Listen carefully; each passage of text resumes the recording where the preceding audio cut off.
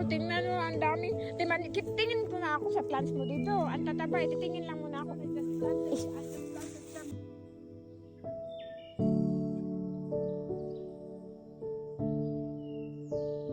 Daming tanim ni ate, nakakatuwa. Yung cabbage mo! Oh my God! Wala yung broccoli ni ate, oh. Oh, wow. Uy, sayang, oh, namatay. Anong garden ni ate? Oh, tingnan mo yung mga broccoli niya. Ang gusto mo. Wow. Ay, sa sobrang lamig, oh. Sayang naman yan dahil sobrang lamig yan. Ang laki.